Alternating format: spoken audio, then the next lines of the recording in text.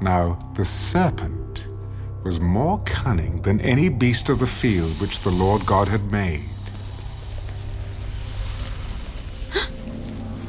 And he said to the woman, Has God indeed said, You shall not eat of every tree of the garden? We may eat the fruit of the trees of the garden, but of the fruit of the tree which is in the midst of the garden, God has said, You shall not eat it, nor shall you touch it, lest you die. You will not surely die, for God knows that in the day you eat of it, your eyes will be opened, and you will be like God, knowing good and evil. So when the woman saw that the tree was good for food, that it was pleasant to the eyes, and a tree desirable to make one wise, she took of its fruit and ate. She also gave to her husband with her, and he ate.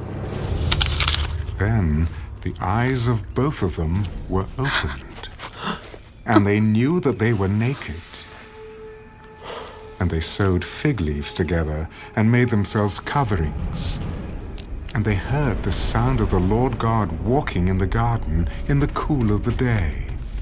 And Adam and his wife hid themselves from the presence of the Lord God among the trees of the garden.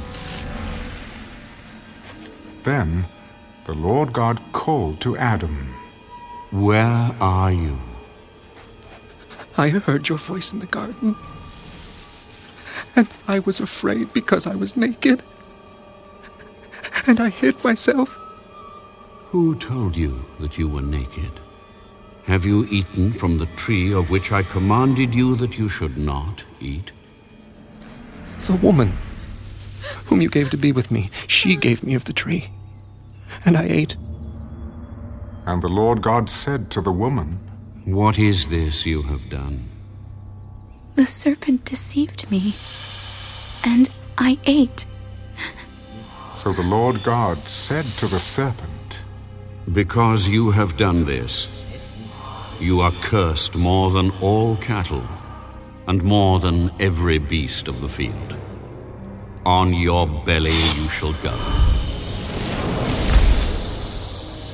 and you shall eat dust all the days of your life. And I will put enmity between you and the woman, and between your seed and her seed. He shall bruise your head, and you shall bruise his heel.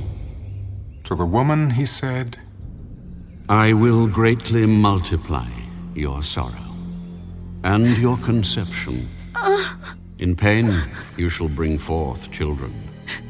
Your desire shall be for your husband, and he shall rule over you.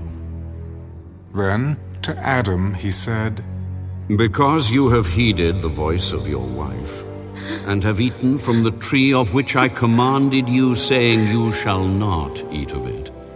Cursed is the ground for your sake. In toil you shall eat of it all the days of your life. Both thorns and thistles it shall bring forth for you. And you shall eat the herb of the field.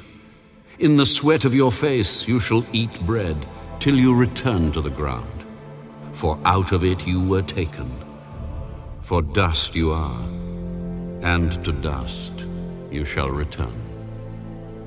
And Adam called his wife's name Eve, because she was the mother of all living.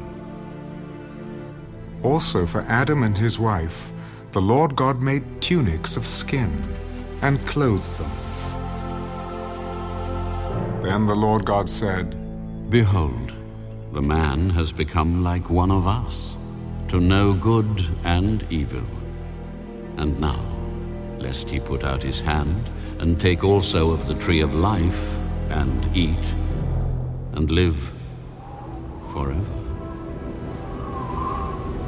Therefore the Lord God sent him out of the Garden of Eden to till the ground from which he was taken.